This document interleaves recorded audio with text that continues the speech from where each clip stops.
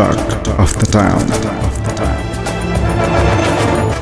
स्वागत छ दर्शकहरू टक अफ द टाउनको आजको यो अङ्कमा। हामी टक अफ द टाउनमा सभ्य सुरक्षित शहर र समाजको बहस निरन्तर रूपमा जोडिरहेका छौँ। आजको श्रृङ्खलामा पनि यही विषय उठान गर्नेछौँ। मूलतः हामीले समृद्ध सम्पन्न राष्ट्रको परिकल्पना गरिरहेका छौँ, तर विपद र प्रकोपले यसो हुन दिइरहेको छैन।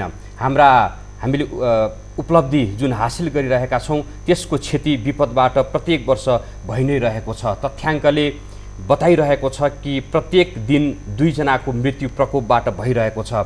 जति आर्थिक समृद्धि हासिल गरिरहेका छौँ त्यही बराबरको क्षति विपदबाट भइरहेको छ। अब यस्तो संवेदनशील र जटिल विषयलाई साँच्चै हामीले, हाम्रो राज्य संयन्त्रले, हाम्रो सरकारले, हाम्रा प्रतिनिधिहरू, जनताका प्रतिनिधिहरू, पार्टीहरूले चाहिँ कसरी सम्बोधन गरिरहेका छन्, यतातर्फ कति चिन्तित देखिएका छन्। मूलतः जोखिम, यो विपद र प्रकोप जोखिम न्यूनीकरणको विषयमा हामीले जस्तो खालको उपलब्धि हासिल गर्नुपर्ने थियो त्यो उपलब्धि हासिल गर्न सकेका छौँ या छैनौँ भने किन र कसरी हासिल गर्न सक्छौँ, यो विषय आज प्राथमिकतामा हामीले राखेका छौँ र बहस यही विषयमा हुनेछ। यसको लागि आज हामीले स्टुडियोमा अतिथिहरू आमन्त्रण गरेका छौँ। हामीसँग हुनुहुन्छ नेकपा एमालेका महासचिव ईश्वर पोखरेलज्यू, यहाँलाई धेरै स्वागत छ। त्यस्तै हामीसँग हुनुहुन्छ एकीकृत नेकपा माओवादीका वरिष्ठ नेता नारायण काजी श्रेष्ठज्यू, यहाँलाई पनि धेरै स्वागत छ। त्यस्तै आजको यो बहस संवादमा हामीले अतिथिको रूपमा आमन्त्रण गरेका छौँ भूकम्पविद हुनुहुन्छ आमोद मणि दीक्षितज्यू, यहाँलाई पनि धेरै स्वागत छ। सबैभन्दा पहिले यो छलफललाई अलिकति व्यापकता दिनको लागि र विषय प्रवेश गर्नको लागि म आमोद सरलाई आग्रह गर्दछु र जति पनि प्रकोपहरू, विपदहरू विगतका दिनहरूमा र अहिले यही वर्षमा पनि 3-4 महिनामा बाढी पहिरो गएका छन्, त्यसपछिको क्षतिलाई व्यवस्थापन गर्नको लागि, न्यूनीकरणको लागि राज्यले गरेको प्रयास चाहिँ कस्तो पाउनुभयो तपाईँले? हेर्नुहोस्, विपदको कुरा गर्दाखेरि 2टा कुरा गर्नुपर्ने हुन्छ। एउटा घटनाभन्दा अगाडि गर्नुपर्ने काम र अर्को घटनाभन्दा पछि गर्नुपर्ने काम। राज्यको सक्षमता अहिले घटनापछि मध्यम र सानातिना खालका चाहिँ नि घटनाहरू, प्रकोपका घटनाहरू भयो भनेदेखि त्यसलाई ह्यान्डल गर्ने, त्यसलाई व्यवस्थापन गर्ने तर्फ प्रयास चाहिँ नि केही मात्रामा भएको छ र सक्षमता पनि छ। विपदभन्दा अगाडिको व्यवस्थापन गर्ने काममा चाहिँ नि प्रयत्नहरू चाहिँ नि छिटपुट भएको छ र त्यसको चाहिँ नि व्यवस्थित रूपले त्यसलाई हेर्न सकिएको छैन। मध्यम स्तरको, ठुलो स्तरको, सबै स्तरको काम गर्नको लागि जुन पहिले तयारी गर्नुपर्ने हो त्यसमा चाहिँ नि हामीहरूले गर्नुपर्ने, हामीले जुन स्तरको जोखिम बेहोरिरहेका छौँ त्यो हेर्दाखेरि अहिले चाहिँ निकै न्यून छ। भनेको प्रकोपपछि चाउचाउ, चिउरा र कम्मल बाँड्ने काम चाहिँ भएको छ राज्यबाट हो। त्यो पनि कुरा के छ भनेदेखि हेर्नुहोस्, कालान्तरमा यो विपद व्यवस्थापन भन्ने कुरा जुन भयो, डिजास्टर म्यानेजमेन्ट भन्ने कुरा, त्यो चाहिँ नि चाउचाउ र कम्बल मात्रै होइन, त्यो भने चाहिँ नि आफैमा त्यो व्यवस्थापन पनि, जुन व्यवस्थापनका अरू पक्षहरू छन् नि त्यसकै नियमहरू त्यहाँ पनि लागू हुन्छ। यो चाउचाउ र कम्बलभन्दा बाहिरको कुरा हो भन्ने कुरा छ। त्यहाँ तपाईँको विज्ञान छ, त्यहाँ तपाईँको प्रशासनका सिद्धान्तहरू छन्। तर कुरा के छ भनेदेखि यो 2टालाई बाँडेर हेर्नेमा संसारभरिले चाहिँ नि घटना पश्चात गर्ने कामहरूलाई विपद व्यवस्थापन भन्यो। अहिले चाहिँ नि के भन्छ भने विपद जोखिम व्यवस्थापन गरौँ। आउनुभन्दा पहिले भोलिको विपद व्यवस्थापन, भोलि आउने विपद व्यवस्थापन गर्नको लागि पनि अहिले जोखिम व्यवस्थापन गरौँ भन्ने छ। त्यसमा चाहिँ हामीले गर्नुपर्ने धेरै कुरा बाँकी छ। श्रेष्ठज्यू, जस्तै विपद जोखिम व्यवस्थापनको हिसाबले राज्य र राज्यका अङ्गहरूले गरेको कार्य र गर्ने तयारी तपाईँले कस्तो पाउनुभयो? होइन, म आमोदजीसँग सहमत नै छु। मतलब हामीले पहिलो कुरो त हामीले 2टा समस्या देखा परेको छ। एउटा त हाम्रो अरू विषयमा जस्तै यो विषयवस्तुको कति गम्भीरता छ त्यसलाई ध्यान नदिनेका कारणले पैदा भएको समस्या हामी देखिराखेका छौँ कि चाहिँ अब नेपाल यो भूकम्पको दृष्टिकोणले चाहिँ 11औंमा छ जोखिमको हिसाबले विश्वमै, मलाई यदि यो ठिक छैन। दोस्रो चाहिँ यो जल उत्पन्न प्रकोपको दृष्टिले 30औं छ र त्यस्तै चाहिँ यो क्लाइमेट चेन्ज इफेक्टको हिसाबले छैठौंमा छ। र हामी देखिरहेको छ कि भूकम्पको कोणबाट सहरको कुरा गर्ने हो भने काठमाडौँ 1 नम्बरमा छ। भने यो विषयवस्तुको गम्भीरतालाई हाम्रो केन्द्रमा राखेर त्यो अन्तर्गत स्ट्रेटेजी र चाहिँ पोलिसी र चाहिँ प्लान बनाउने कुरामा हाम्रो कम ध्यान छ समग्रतामै। दोस्रो कुरा के भनेदेखि आमुदजीले भन्नुभयो जस्तो हाम्रो एप्रोचमै परिवर्तन गर्न जरुरी छ। हामीले खालि रेस्पोन्सलाई मात्रै चाहिँ घटना भइसकेपछि प्रकोप भइसकेपछि रेस्पोन्सलाई मात्रै हामीले ध्यान दियौँ। त्योभन्दा अगाडि चाहिँ रिस्क म्यानेजमेन्ट जो भनियो नि प्रिभेन्टिभ साइड होइन, त्यसकामा हाम्रो ध्यान गएको छैन। त्यो एप्रोचमै हाम्रो त्रुटि छ। तर बिस्तारै राज्यले पनि उहाँहरू जस्ता मित्रहरूको संस्थाहरूले जो एनसेटहरूले जो भूमिका खेलिराखेको छ त्यो समेतलाई ध्यान दिएर त्यसको समेत सुझावलाई ध्यान दिएर राज्यले अहिले बिस्तारै चाहिँ त्यो प्रक्रिया चाहिँ अगाडि बढाएको छ। त्यस सन्दर्भमा चाहिँ अहिले भर्खर राज्यले चाहिँ 66 सालमा एउटा चाहिँ strategy national strategy for disaster management भनेर चाहिँ यो डिजास्टर रिस्क म्यानेजमेन्ट भनेर चाहिँ तयार गरेको छ। त्यो तयार गरे अनुसार चाहिँ अगाडि बढ्न सक्दा राम्रो हुन्छ होइन। तर त्यो चाहिँ अहिले त्यो अनुसार चाहिँ हामी अगाडि बढ्न सकेका छैनौँ। हाम्रो एक्ट तयार भएको छैन, ऐन तयार भएको छैन। त्यसपछि त्यसले जो एउटा अथोरिटीको कल्पना गरेको छ नेसनल डिजास्टर म्यानेजमेन्ट अथोरिटी भनेर, त्यो अथोरिटी निर्माण भएको छैन। त्यस कारणले गर्दा एक्ट र अथोरिटी निर्माण हुने र राज्यले मेन स्ट्रिमिङ गर्ने यो विषयलाई भन्ने हो भने सही दिशातिर जान्छ। त्यस कारण राज्यले भर्खर स्ट्रेटेजी बनाउने एक्ट ड्राफ्ट गरेर पार्लियामेन्ट पठाउने काम गरेको छ। त्यो एक्ट आयो भने अथोरिटी पनि बन्ला। त्यसपछि अगाडि राज्यले गरिरहेको काम अत्यन्त ढिलो र सुस्त गतिमा भइरहेको यहाँलाई लाग्दैन यो विषयमा?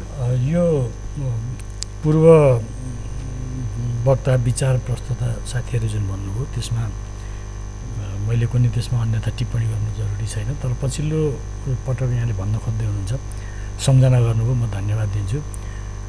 केही नै नभएको होइन, 2066 सालमा प्रारम्भ हो यो 5 फ्ल्यागसिप के भन्ने समथिङ यस्तै है। त्यो एउटा 5 वटा एकदम बुँदागत रूपले क्याटेगोरिकली किटान गरेर विपद व्यवस्थापनको लागि यो गर्नुपर्छ भनेर त्यहाँ संरचनागत व्यवस्थापनको पनि कुरा गरियो। त्यति मात्रै होइन, त्यसलाई के कुरा चाहिँ एकदमै मोर सेन्सिटिभ छन् ती क्षेत्रहरू पनि किटान गरियो र त्यसको पूर्व तयारीको पनि कुरा गरियो। तर के भन्दाखेरि त्यो प्रारम्भ गरियो, त्यो प्रारम्भ गरिएको चिजले विभिन्न कारणले राम्ररी निरन्तरता पाउन त सकेका छैन। त्यसलाई मेटरलाइज हुने दिशातर्फ राम्ररी अगाडि बढ्न सकेका छैन। पोलिटिक्सका विषयहरू पनि छन्, यहाँ हाम्रो तरलताको कुरो पनि छ। तर हामीले सोच्दै नसोचेको होइन, तर सोचाइहरू छन्। सोचाइले वास्तवमा राजनीतिक तरलताका छालहरूले जसरी अरू पक्षहरू प्रभावित छन् यो चिज पनि प्रभावित छ। त त्यो कारणले गर्दाखेरि अब आज जुन आपद विपद आउँछ देखिएको के छ भन्दा भइसकेपछि एकदम चाहिँ पुरै हामी चाहिँ जे सकिन्छ त्यही गर्ने जस्तो स्थिति रह्यो। खास गरी हाम्रा राम्रा कुराहरू चाहे जुन पार्टीको सरकार होस्, जो जसले नेतृत्व गरेको होस्, यो हाम्रो साझा चिन्ता साझा सरकारको कुरा हो भनेपछि पछिल्लाहरूले पनि त्यसलाई निरन्तरता दिने। तपाईँलाई कस्तो लाग्छ हाम्रो जोखिमको अवस्था चाहिँ नेपालमा कुन दृष्टिकोणले कस्तो उच्च जोखिममा देख्नुहुन्छ? जस्तो भनौँ न, अब बाढी पहिरोको कुरा छ, आग लागेको कुरा छ, महामारीको कुरा छ, भूकम्पको कुरा छ, यी विभिन्न छन् यी क्षेत्रहरू।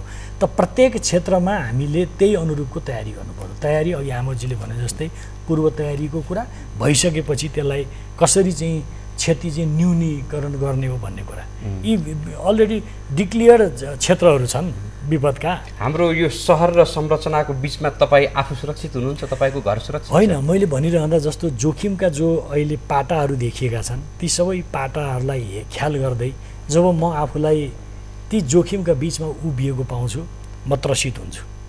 तपाईँ आग लागेकै कुरा गर्नुहोस्, भूकम्पको कुरा गर्नुहोस्, महामारीको कुरा गर्नुहोस्, बाढी पहिरोको कुरा गर्नुहोस्, यही अन्त छोडिदिनुहोस् न। काठमाडौँ राजधानीभित्र 2 घण्टा 4 घण्टा घनघोर वर्षा हुने बित्तिकै आपद विपद मान्छे डुबेर मरेको कुरा अहिले पनि सिंहदरबार जलमग्न हुन लागिसकेको छ। प्रधानमन्त्री श्रेष्ठज्यूकोमा आउन चाहन्छु। 68 असोज 1 को भूकम्प आउँदा तपाईँ कहाँ हुनुहुन्थ्यो? त्यो स्मरण गर्नुहोस्। म त त्यहीँ थिएँ, त्यो के अरे संविधान सभा भवनभित्र भागाभाग भयो है। हाम्रो चाहिँ सभामुखज्यूले चाहिँ पत्तै पाउनु भएन एकछिनसम्म, अरू चाहिँ सब हल्लिसकेर चाहिँ आतंकित हुन थालिसके। पछि उहाँको रुलिङ त कताको त्यस पछाडि। मतलब प्रकोप र विपद आइहाल्यो भने कसैको अर्डर कसैले मान्न सक्ने अवस्था पनि रहँदैन रूपमा। एउटा सानो घटना भनौँ न, त्यो 45 सालको भूकम्पको बेलामा म चाहिँ पाटनमा बस्थेँ, म त्यतिखेर पत्रिका पनि हेर्थेँ, चलाउँथेँ। मेरो सँगै एउटा टिचरको परिवार बस्थ्यो। अनि भूकम्प आयो, अब टिचर चाहिँ अब कुलेलाम ठोकेर भाग्यो। अनि भोलिपल्टदेखि चाहिँ श्रीमान श्रीमतीको बिचमा चाहिँ राम्रो सम्बन्धै भएन। 90 सालको जस्तो भूकम्प यो देशमा आयो भने चाहिँ त्यसपछिको अवस्था चित्रण गरिदिनु कस्तो होला? चाहिँ कल्पना गर्नुहोस् न, हामीहरूले नेपालले धान्न सक्ने भन्दा एउटा 90 साल जत्रो भुइँचालोको कम्पन भनौँ, भुइँचालो त त्योभन्दा सानो आयो भने पनि कम्पन त्यत्रो भयो भने सकियो। काठमाडौँको कुरा गरौँ, काठमाडौँमा हामीहरूले भनियो त्यो 1 मिनटभित्रमा 1 लाख मान्छे लासमा परिणत हुन्छ, 1 मिनटभित्रमा। र अर्को 1 दिनभित्रमा भन्नुहोस् न 3 लाख मान्छे, त्यसमध्ये 2 लाख चाहिँ नि तुरन्तै आइसियुमा लैजानु पर्ने किसिमले अपरेसन गर्नुपर्ने किसिमका हुन्छन्। 2 लाख मान्छे, 1 लाख मान्छे चाहिँ नि अस्पतालमा भर्ना गर्नुपर्ने किसिमका मान्छेहरू चाहिँ नि घाइते हुन्छन्। सामान्य घाइते त कति लाख हुन्छन्, कति लाख। अब यो भनिरहनु पर्ने कुरा होइन। खानेपानी तपाईँको 3 महिनाको लागि जुन पानी पाइपबाट आउने पानी, चापाकल बाहेक चाहिँ नि अरूहरू सबै चाहिँ चापाकल पनि काम गर्छ गर्दैन थाहा छैन। 3 महिनाको लागि पानीको सप्लाई बन्द हुन्छ, विद्युत हुँदैन, टेलिफोन चाहिँ नि कति महिनाको लागि बन्द हुने, त्यो चाहिँ नि अस्पतालमा चाहिँ नि के देखिन्छ भनेदेखि झन्डै तपाईँको अहिलेको सम्पूर्ण अस्पतालहरू, त्यो बेला हामीले अलि 10 वर्ष अगाडिको गरेको थियौँ, सम्पूर्ण अस्पतालहरूले चाहिँ नि अपरेसनल लेभलमा हुने बिरामी आउनेर उनीहरूलाई सेवा दिन खालको जम्मा 2टा अस्पताल हुनेछन्।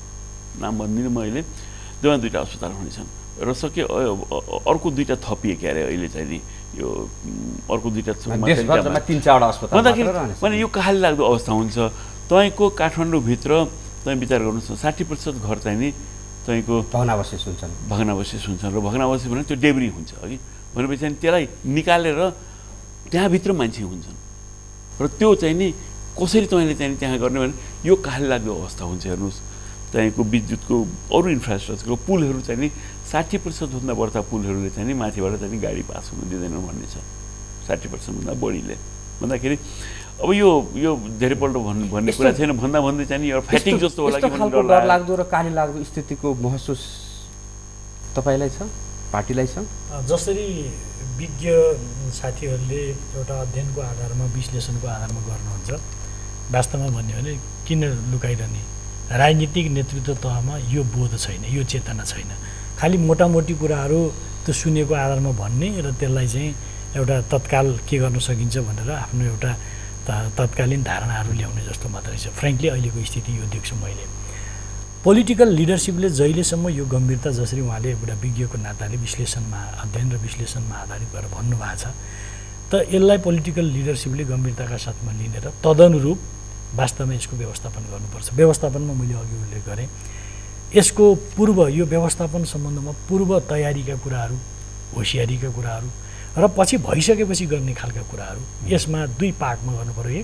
र यो 2 पार्टमा गरिसकेपछि खास गरी पिपुललाई मोबिलाइज गर्ने कुरा र संरचनागत व्यवस्था त